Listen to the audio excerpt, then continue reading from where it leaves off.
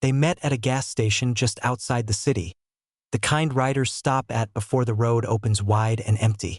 Engines cooled, helmets came off, and the air smelled like fuel and morning.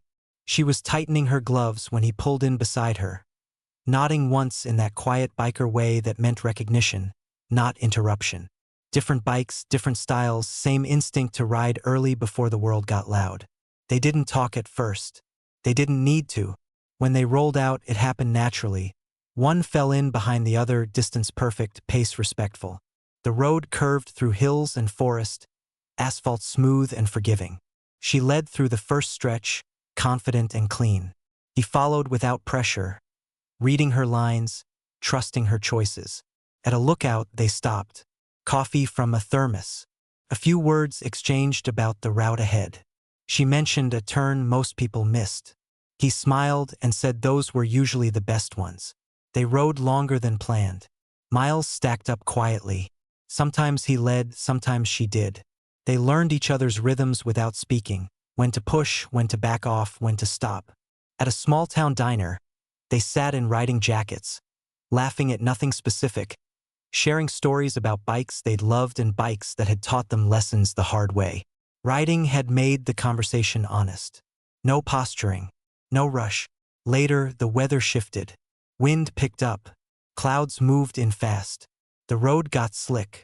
They slowed together, spacing out, communicating with signals and posture. Trust deepened under pressure. At a pull-off, rain fell hard and sudden. They waited it out, sitting on the curb, helmets beside them, talking about why they rode at all. She said the road made her feel clear. He said it made him feel accountable, to himself, to anyone riding near him. When the rain passed, the light was different. Softer, quieter. They rode the last stretch side by side where the road allowed it, engine steady, the world narrowing to motion and breath. At the final split, 2 routes, 2 directions, they stopped. No promises, just a shared understanding that this ride mattered. Numbers exchanged. Plan hinted at, not fixed. They left in opposite directions, both carrying the same thought. Some rides aren't about destination or distance. They're about finding someone who knows how to keep pace, read the road, and choose to stay steady when conditions change. And sometimes that's enough reason to ride again. Together. They didn't message immediately after that day. Not because they didn't want to, but because neither felt the need to rush what had started so naturally. Riding teaches patience. Teaches you that forcing speed only ruins the line. A few days later, he sent a simple message asking if she was riding that weekend.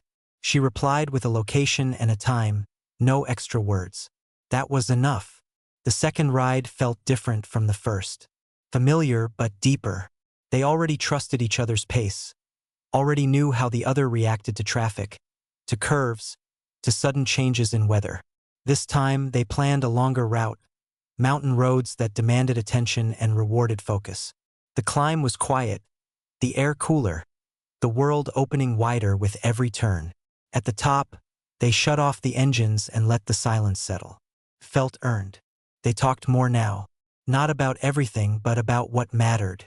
Why they rode alone before, what they were avoiding, what they hoped riding might give them that nothing else had. She admitted she was afraid of losing her independence. He said he'd learned that independence didn't disappear when shared with the right person. It sharpened. The words didn't feel heavy. They landed easily, like truths that had been waiting for space. There were moments of tension too. A misread signal. A turn taken faster than expected. Each time they stopped, checked in, adjusted. No ego. No blame. Riding together had taught them a language built on awareness and care. That language followed them off the bike. Disagreements didn't escalate. They slowed them down, examined them, moved through them deliberately. As weeks passed, rides turned into weekends. Weekends turned into routines they didn't name. Sometimes they rode far. Sometimes they didn't ride at all, just sat with maps and coffee, tracing roads with fingers, imagining future routes. They learned that closeness didn't mean crowding. Space wasn't distance. It was respect. One evening, riding home as the sky darkened and the road emptied, she realized something simple and powerful. She wasn't riding to escape anymore. She was riding to arrive, into moments, into shared silence, into a connection built at speed and sustained by trust. He felt it too, the quiet certainty that this wasn't just another ride to remember. They didn't finish that first ride together, but they kept choosing to start the next one side by side. And on the road, that choice meant everything.